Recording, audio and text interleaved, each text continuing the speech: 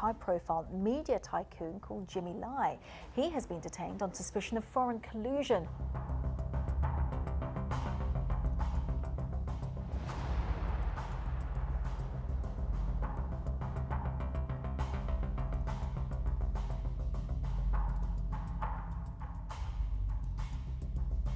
You must fear some things, for your family, for Hong Kong. Yes, I do have fear. You're right.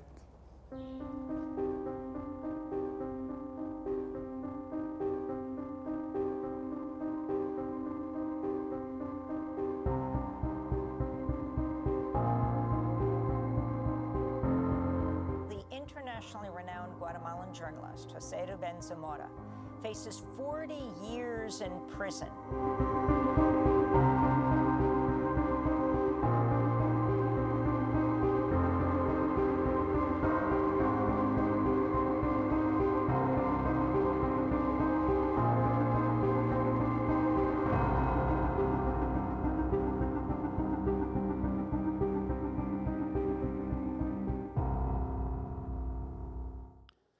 Well, good afternoon and welcome. My name's Mark Stevens. I'm your moderator this afternoon. I think having seen that video, you'll appreciate just how hard it was for Jose and Sebastian, whose fathers were in that movie, to see and watch that. We're going to do a deep dive this afternoon into two of the most, I think, significant freedom of expression cases that there are globally at the moment. We've got on the far end Keelan Gallagher, who's a global human rights law expert and probably one of the leading person on these topics in the world. She's a King's Counsel from London, and we're very privileged to have snagged her halfway between London and Sydney. So welcome, Keelan.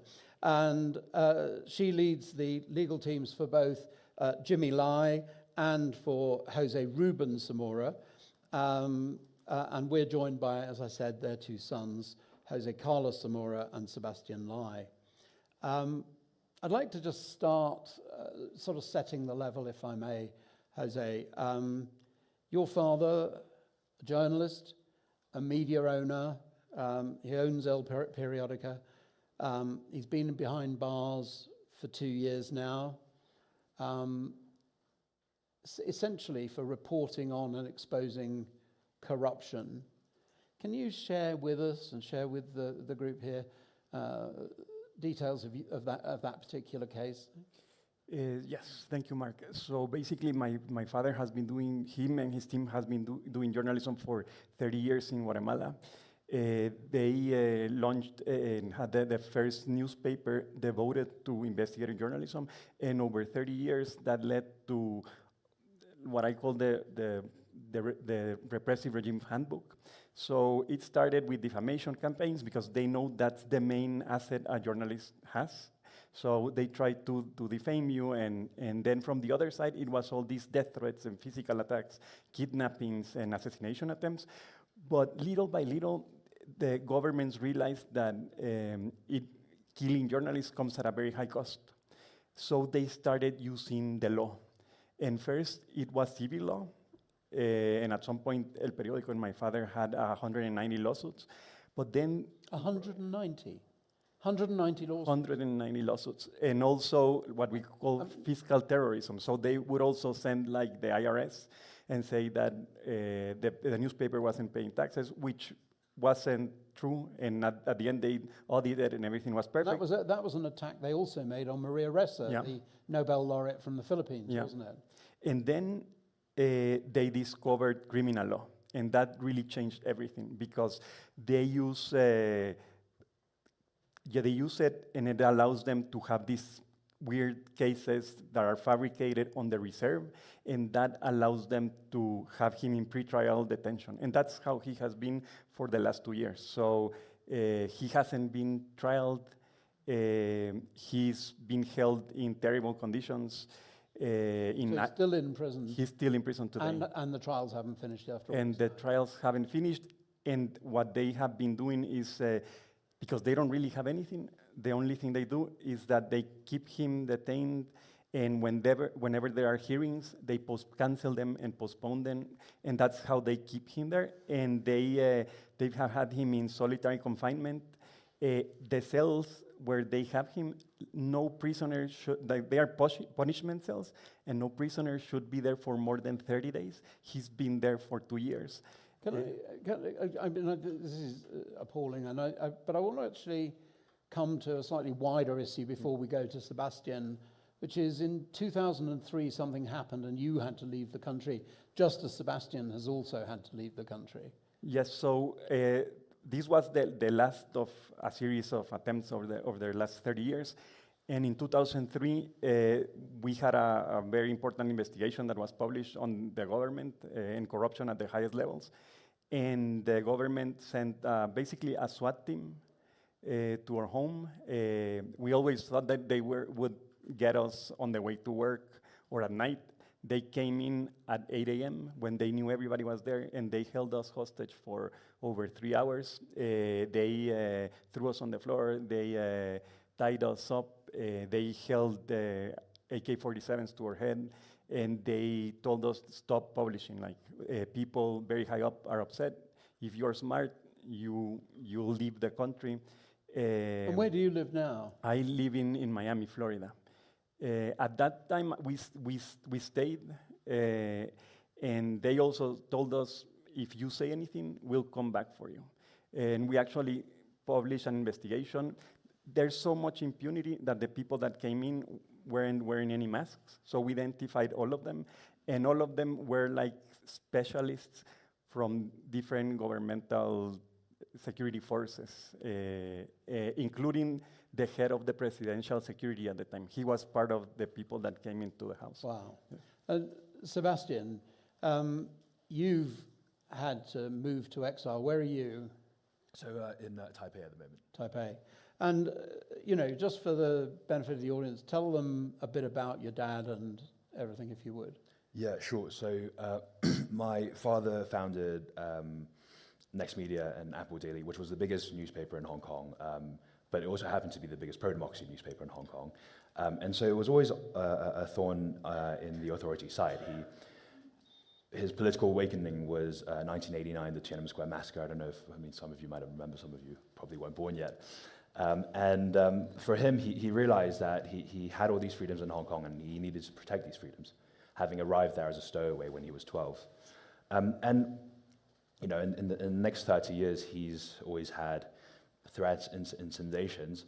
But to Jose's point about these autocratic regimes having this handbook, a crackdown on journalism that Guatemala seems to have pioneered, they passed this national security law in 2019 and used the same mechanisms, essentially lawfare, to close my father's newspaper. They sent 500 police officers to raid his offices, arrested his colleagues, and this is the biggest newspaper in Hong Kong. There was a newsroom of 200, 300 people.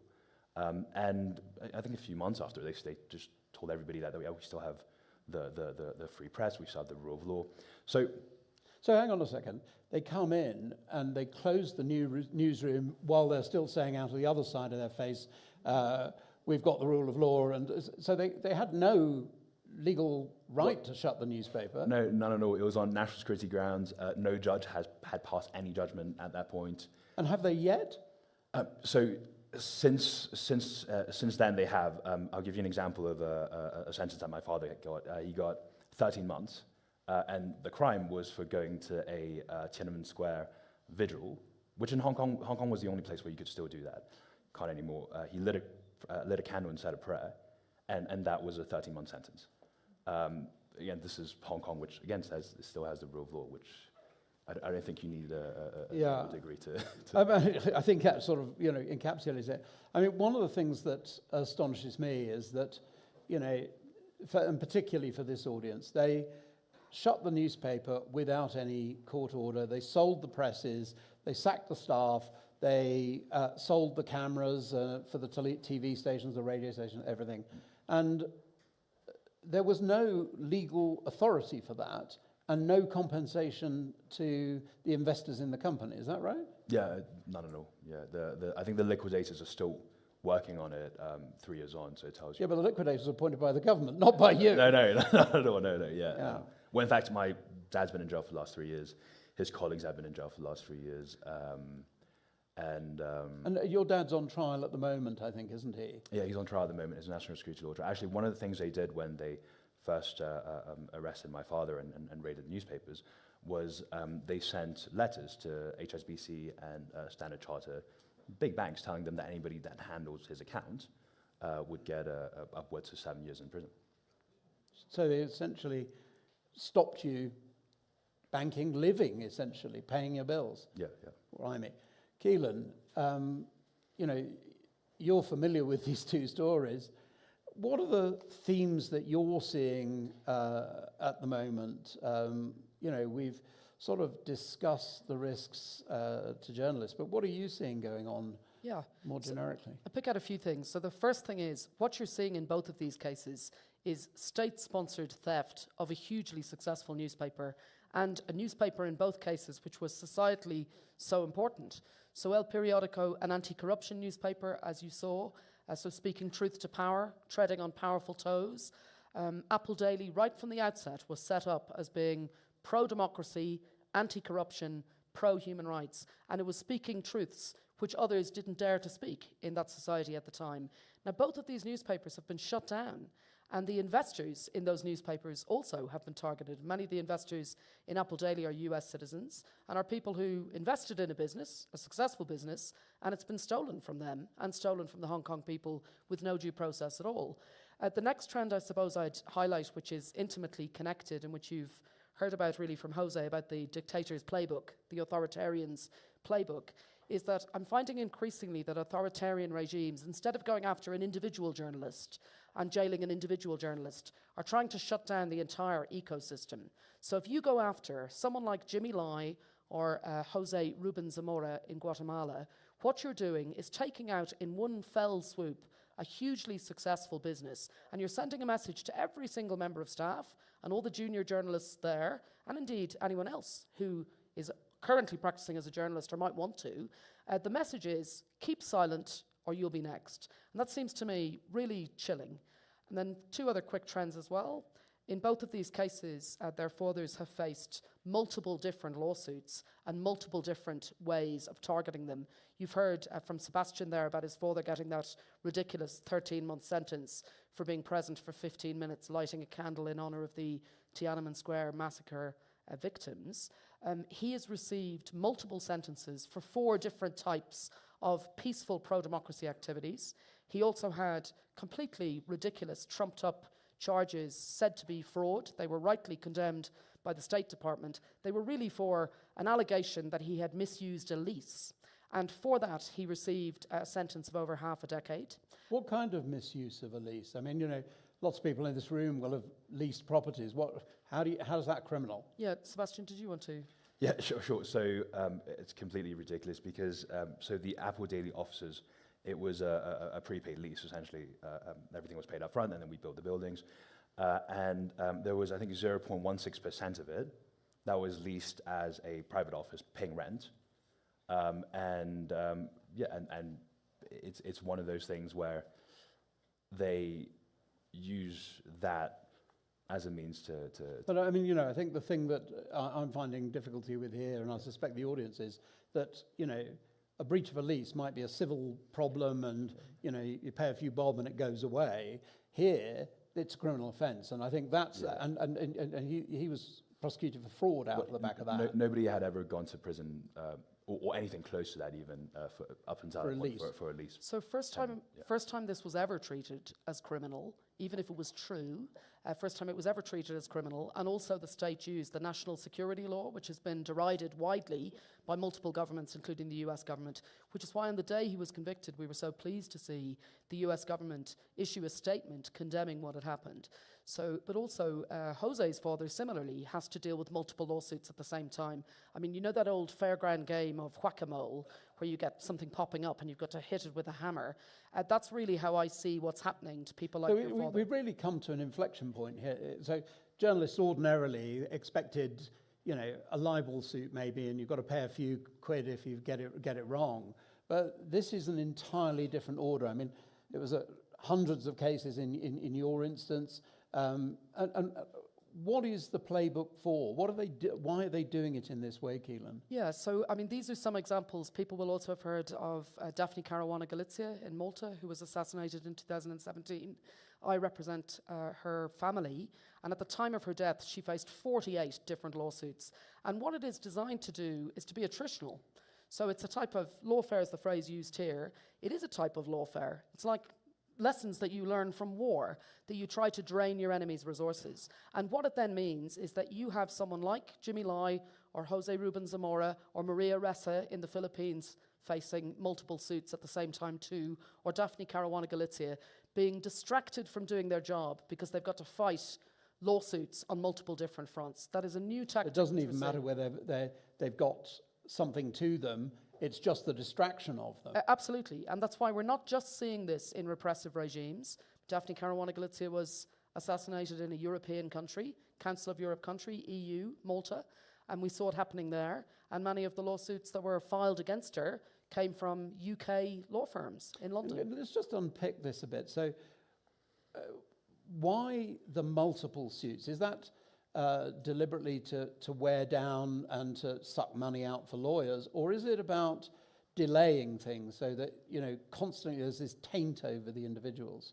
Yeah, so as you alluded to, it's first of all to drain resources, but also reputational damage. And so if you have a case like my father's, or Maria Ressa, who won the Nobel Prize, or José's father, if they get convicted for fraud, then that's the first thing someone sees in a magazine article. But I mean, the point that they miss is that if you're going to commit fraud, why would you stay in a country where your life is in danger and risk telling the truth for 20, 30 years? I mean, it's completely crazy. But that's one of the tactics that they use. And it's also malicious delays, right? They know that the more they have these cases going, the more they'll keep him or keep them in prison. So they just want to extend that process as much. And while that's going on, he's not criticizing or exposing their corruption. And also, I think in both our cases, and in Guatemala specifically, when everything around the arrest of my father and the raid to the newspaper offices was a show of force. So I think the government really had three objectives. One was punishing my father directly because they really disliked him. During the first 144 days of the previous administration, the newspaper published 144 investigations into corruption at the highest level. But then they also wanted to shut down the newspaper, which they eventually did a year later, because they also harassed the advertisers, harassed the team, started persecuting the journalists. So they tried to stop the advertisers coming in as well. Yes. Okay. And ultimately, they wanted to send this message to all journalists in Guatemala that doing journalism is a crime. And that advertising trend is something we're seeing too. That also happened in Hong Kong. So it's just another way of trying to drain resources and trying to target the media company and try to stop the newspaper being successful. So despite Apple Daily being the most successful pro-democracy independent newspaper in Hong Kong, it had very few advertisers from Hong Kong itself because people were terrified of it. And indeed, one of the ludicrous things we're now seeing in your father's trial, the National Security Law trial, which is essentially a trial about conspiracy to commit journalism, one of the allegations which was made by the prosecution with a straight face in the last number of weeks was one of the ways in which Jimmy Lai was criminal, apparently, was that he decided he would launch his newspaper in English on a website to reach a wider international audience. And they said that was a way of him spreading seditious messages, rather than just being a successful business which wants to reach a wider audience, including an English-speaking audience. But that's one of the ways in which they've claimed that he's criminal.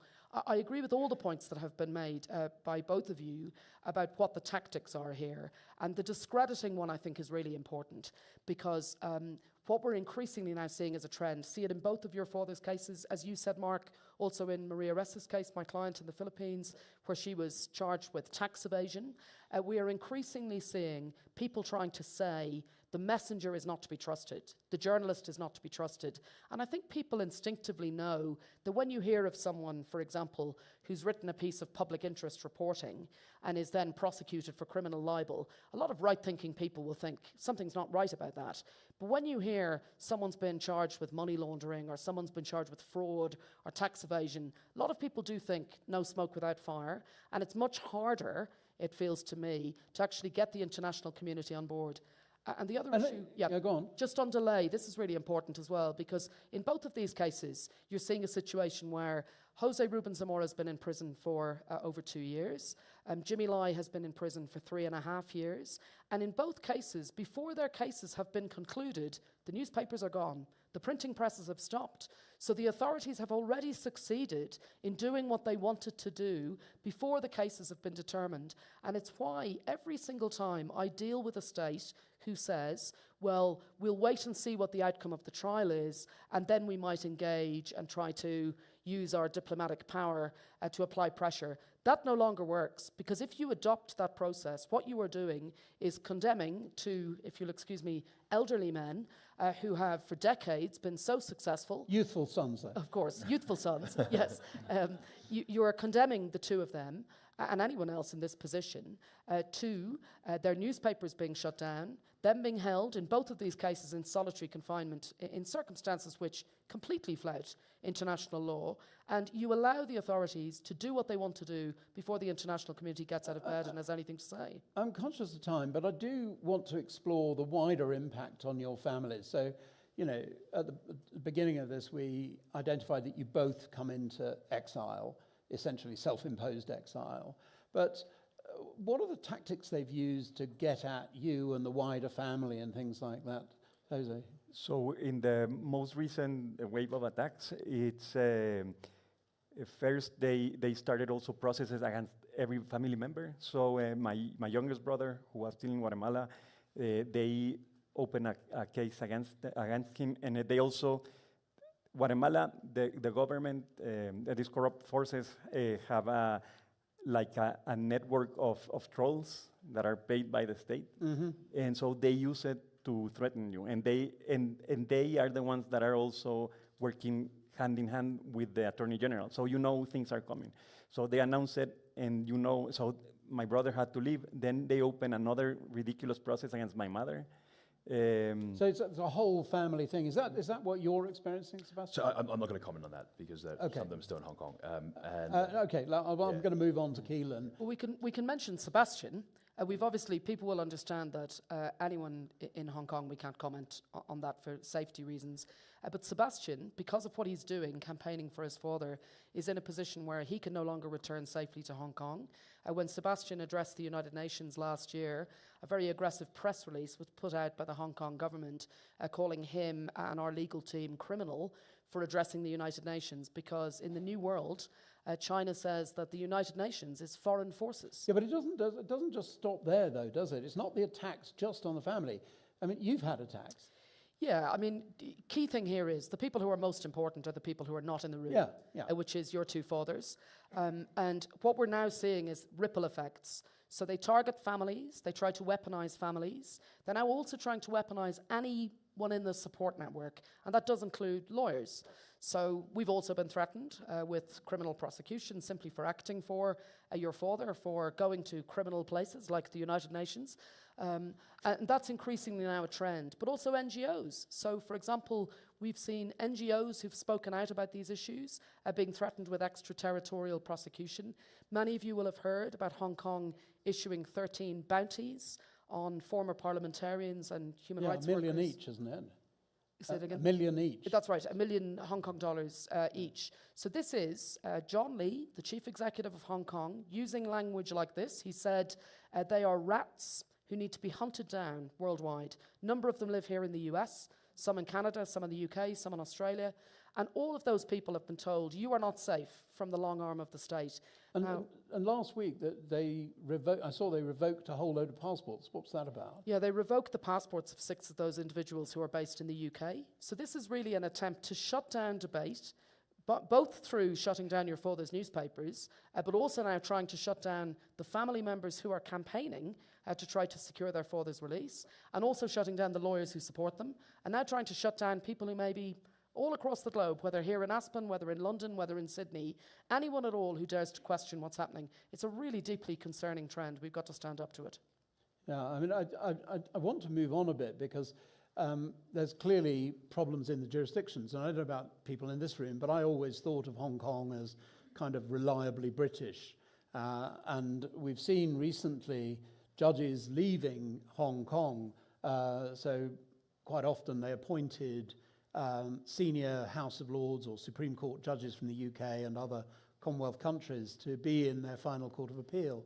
And those judges are now leaving on their own and not going to stand because they don't believe the rule of law can any longer be effective in Hong Kong. And that's really troubling. So as a lawyer, I'm seeing businesses take their disputes to Singapore, to Dubai and to other places. But that has consequences for investors, doesn't it? Do you want to say something about that? Because you said, I think it was you, Sebastian, who said that the investors in Apple Daily just lost their shirts, the American ones. Yeah. I mean, it's. I think the more wide-reaching issue here is that,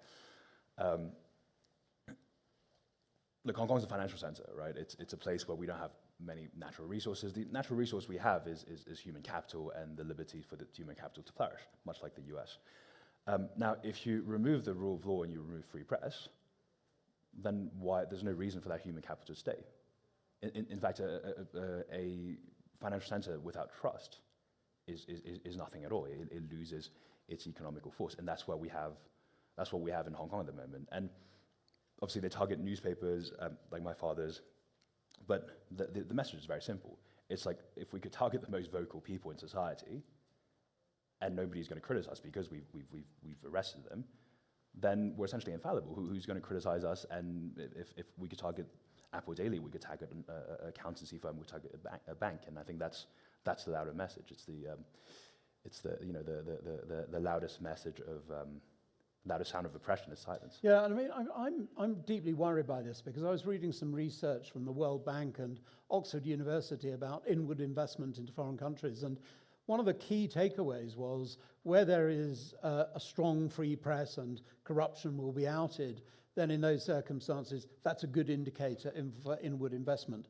And similarly, once you're in there, you want to know that the rule of law is strong so that if something goes wrong, you've got a good, strong, independent judiciary and you're going to be able to survive that. And in both countries, that seems to be falling apart. Keelan? Yeah, I very much agree. And I think these are two cautionary tales for journalists and for media owners, but they're also cautionary tales for anyone who's considering investing or having a business.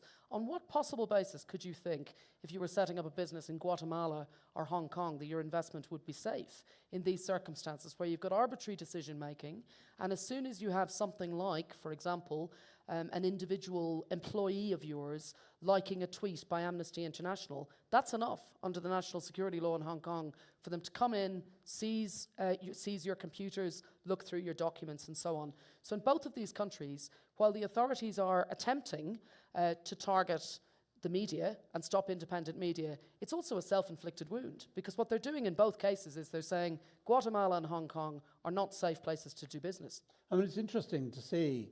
I note that the New York Times has moved to Bangkok in the recent past from Hong Kong. I noticed that JP Morgan has moved to Singapore. It still has a rep office, but its headquarters has moved to Singapore.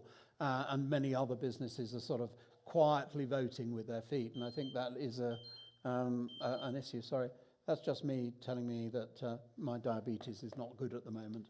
Apologies for that. Moving swiftly along. I think, I mean, one of the things I'm interested in is people here have got, wide-ranging portfolios. To what extent do you think ESG, supply chain, or just inward investments into other jurisdictions, whether as part of a portfolio or otherwise, what sort of things do you think they should be thinking about in here?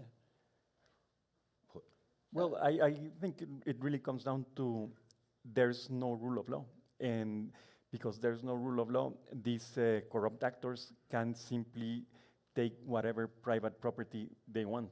And of course, they start with the press because they are the ones denouncing these actions. But once the press is gone, they can really go after any company. Yeah. I mean, I think one of the things that really interested me when I was researching and preparing for this panel was that the American investors in Hong Kong didn't have any international arbitration provisions. So they were left with the only opportunity, essentially, was to go to Hong Kong and sue in their courts, which clearly wasn't on.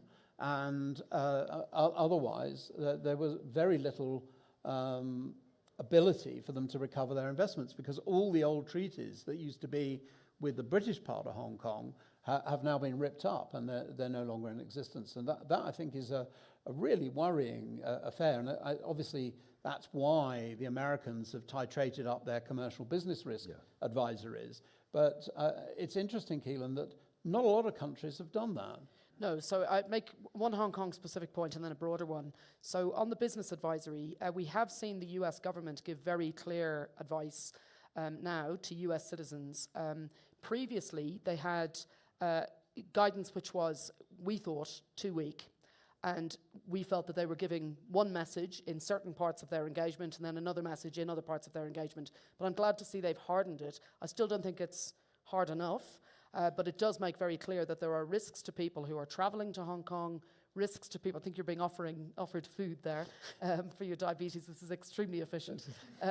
But it does now make that clear. But that's not yet something we've seen other countries do. We know the EU are working on doing something similar. And that's hugely important, because I think what you have in Hong Kong is still all the trappings of a place which is rule of law compliant, because the collapse has been very quick over the last number of years. And I think at the moment what people don't realise is that what you're dealing with here is an authoritarian regime which is in the same category as somewhere like Belarus, Myanmar.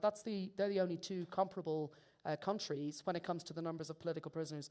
But on the wider issue, Mark, about the arbitration point that you were making, this is really important, particularly for media companies. What I increasingly am seeing now is that media companies who go in and set up a bureau in a particular country don't necessarily protect their investment in the way that they need to, because many of these countries have now set themselves up, not just with these two countries, but also places like Egypt, for example, have set themselves up so that you don't have robust mechanisms in human rights law for holding them to account on the international stage.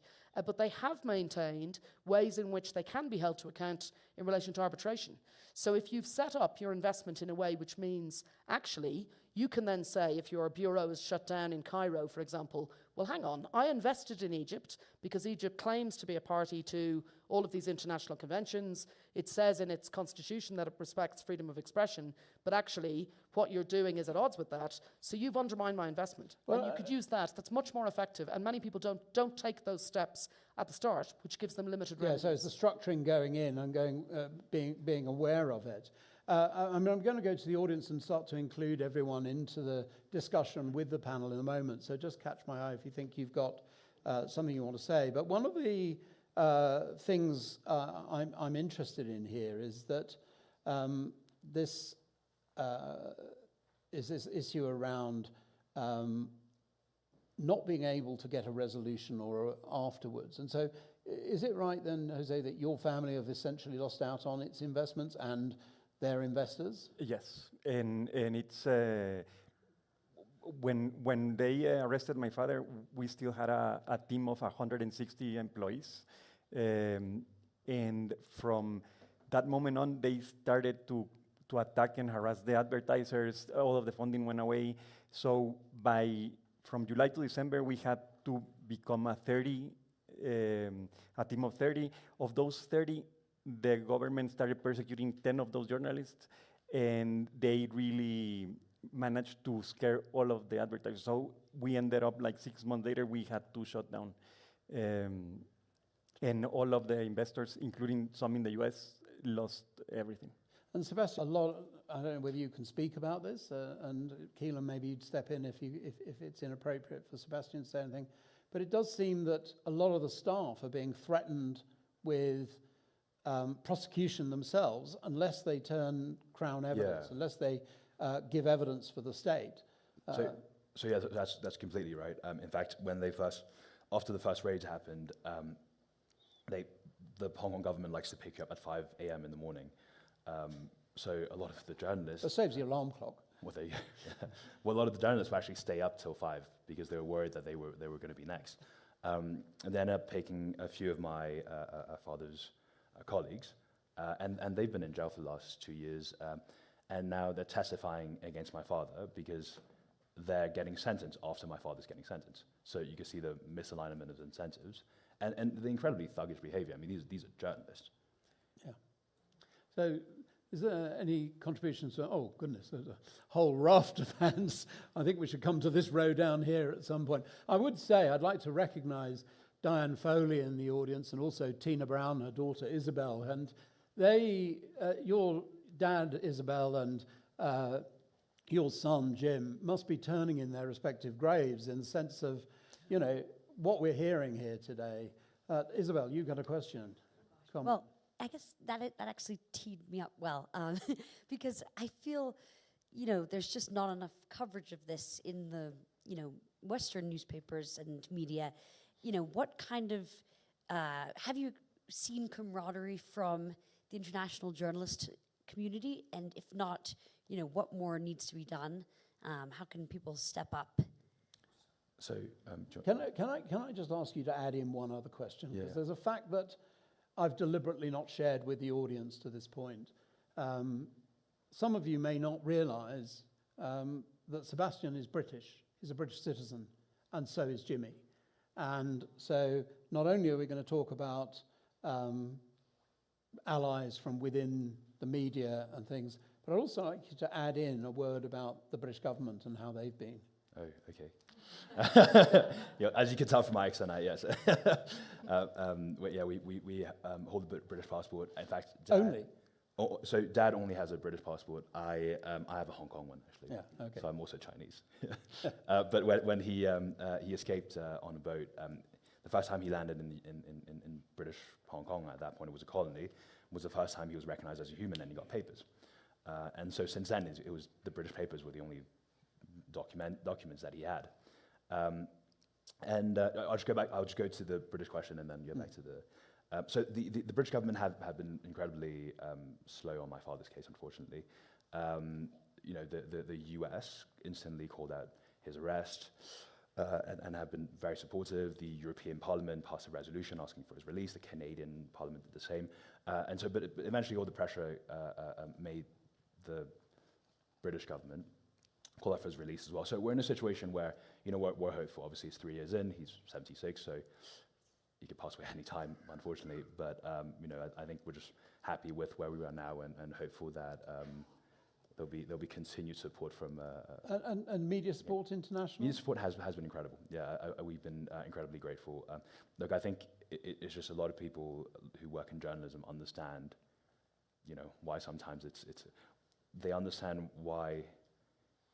Sometimes it's the most important to tell the truth when it's hardest to do so, and I think that's something that a lot of journalists get, and so you know, they understand why people like José's father and my father would have stayed despite the very real threat to their lives, and why our journalists kept covering until the very end. You know, 100 odd publishers, ranging from you know, the Guardian to the Sun to the Independent, across the world, New York Times, signed a letter calling for my father's release as well. So, you know, among other things, RSF has been very good. Penn International has been incredible as well. And how have you found things? Yes, it's exactly the same experience. The one thing that it's extremely important is that really what these repressive regimes want to do is to have silence, right? And so that is also why international coverage is so important. And I've seen a lot of support and solidarity, but it's never enough, right? Like these stories, it's important to keep them alive all the time. And it's also, and that's an issue of our industry, right? Like we live in a 24-hour news cycle.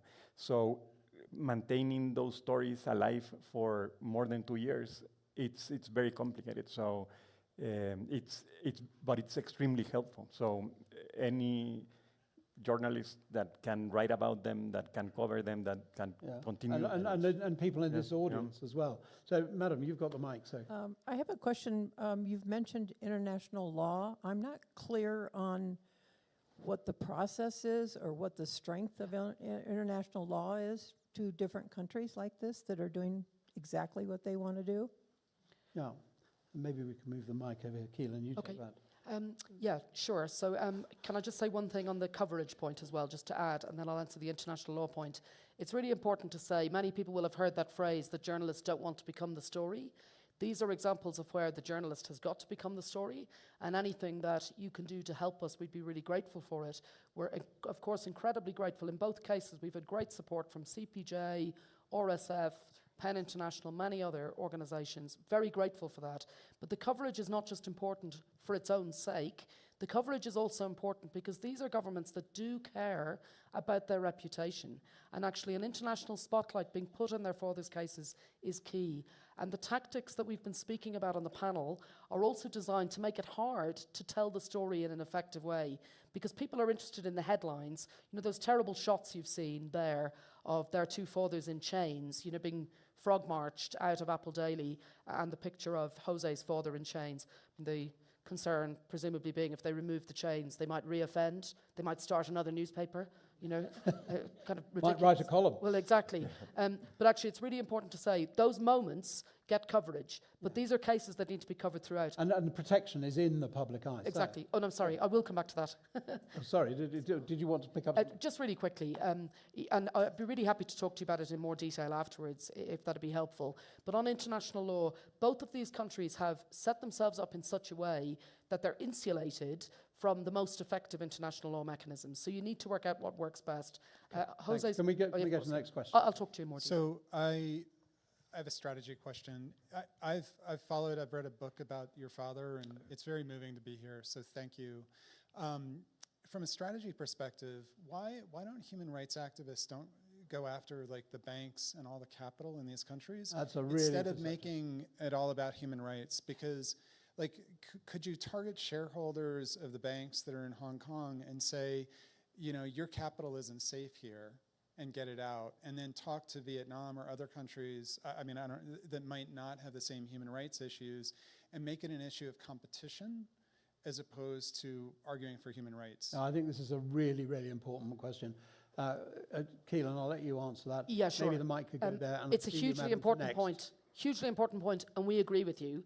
Save that I wouldn't say it's as opposed to human rights, because I think both are important parts of the strategy. So with both of these countries, actually being called out on their human rights record is something that's important and that does have traction. I mean, you heard with Hong Kong about how it's presenting itself as rule of law compliant, as having robust human rights laws. So the human rights strategy is important. But I entirely agree. I think the commercial side is very important. And I also think more generally on these cases, we need to get more creative about going after the bag carriers, the facilitators, because actually China and Guatemala are difficult opponents to have. But many of the key people here are the people like the accountancy firm which shut down the newspaper, BDO, an international accountancy firm, multiple offices across the globe. You know, why are we not putting a spotlight on BDO's activities, for example? And also a spotlight on those issues, I think, is really important because it makes the message we're talking about here, which is any of you who have business interests, investments, these are not safe countries to invest in. And bottom line is money talks. And what we would like to see, of course, is both of these countries doing the right thing for the right reasons, letting their fathers out, but also we'd be quite happy with them doing the right thing for the wrong reasons and letting their fathers out because of their financial concerns. And I think this is something that is going to titrate up into, as we get into ESG and the OECD principles start to take more effect on, you know, essentially ethical business practices, and I think that's going to be called out. Madam. Thank you so much for being here. It's just horrifying and heartbreaking. So thank you for continuing to share the stories. I have a question about Maria Resa's situation, because I've been following that for a long time, and I thought that she had a judgment recently that was in her favor. And is that a sign of hope? Is That's a really good question. That might work? Yeah, she did. She did have a judgment recently in her favour. So there were originally, including some of the cases which didn't get properly off the ground, 19 cases. There were 13 active cases. We're down to 3, which is great. 2 of those 3 are going to fall away because of the case that we won in January, which is wonderful. But we're down to 1. And the last one is very, very difficult. It's a cyber libel conviction that she's got for a piece of public interest reporting. And this is the Philippines, which has criminal libel still on its books, despite that being a very clear breach of international law, and despite the Philippines having been criticized many years ago for having criminal libel on its books. Biggest challenge we have with the Philippines at the moment is geopolitically. It's much harder to put pressure on the Philippines now than it was previously because of what's happening in the region. So states which were very supportive previously are now less inclined to speak up because they follow the your enemy's enemy is your friend principle. But I think there's also something here. It's about the multiplicity of cases. So you're picking up that Maria's won a case, but there's all those other cases to come. So, you know, in Jose's dad's case, there's another 195 still going on, and it sort of distracts. And Mark, on that. Hang on a second. I'm going to go to the audience because we're being slightly loquacious in our answers. Okay. And, so, sir. Thank you, Eric Gonzalez. My grandparents came here from Latin America seeking political asylum, so I really appreciate you sharing your stories with us today. My question goes a little bit broader off of Isabel's question earlier.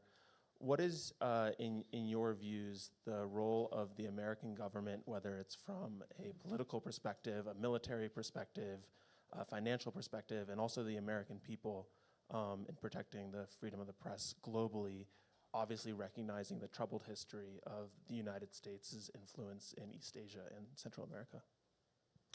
So, in my case, the US has been incredibly helpful, not just because of, as you mentioned, the political aspect of it, calling for my father's release.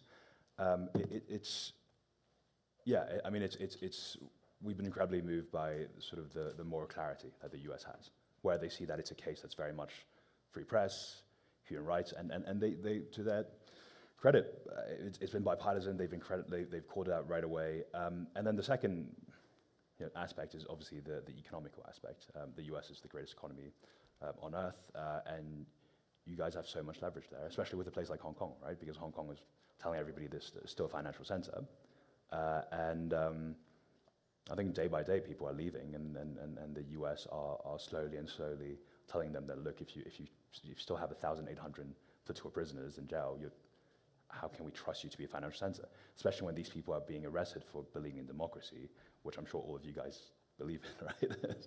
Jose. Yeah, so it's the same. The U.S. has been incredibly helpful. The U.S. State Department, the White House, the U.S. Embassy in Guatemala, they've been very supportive. So we're really grateful for that. On the policy side, I have a very different view. The U.S. over the years has been very focused on immigration and stopping it. And in doing that, they send a lot of aid, and they have worked with very corrupt governments to stop immigration. And they didn't realize until very recently that the root cause of immigration is corruption. So that's what they need to fight first. And because if corruption doesn't end, and that corruption leads to the lack of opportunities, people will never stop migrating to the U.S. Can I know there's lots and lots of questions here. Can I ask for the last slide to go up, please, the only slide? But I wanted to just say I think our work here is partly done. And I would exhort you all who feel horrified in just the way that I did as I was preparing for this panel, to follow these 2 Twitter handles and keep yourself informed, and also these hashtags. I think in Jose's case, there's going to be a fairly significant development later this week, either Thursday or so, I think. So do watch out for that. They tweet in English on this, so it really is important. In Sebastian's case, there are placards at the back, like this placard, and we would ask you to take selfies and to post them on your socials. You'll be in very good company. Many members of the House of Lords in London are there, prominent politicians from around the world, celebrities, and please add your name and your voice, because doing so, I think, will tell people that you care and we care. I think the last thing I would say to you is an exhortation to spread the word, tell people about this, because I think there's a lot of this you won't have known the detail of coming into the room, and your social networks won't know it either. So please do tell and forewarn people. And lastly, I suppose on a self-interested basis, I'm going back to London to look at my investment portfolio to see, do I need to clean it up a bit? Do I need to de-risk the bits from Hong Kong and Guatemala and other areas where the rule of law is in decline? With that, ladies and gentlemen, I'd like to invite you to thank our panelists. I know that we couldn't...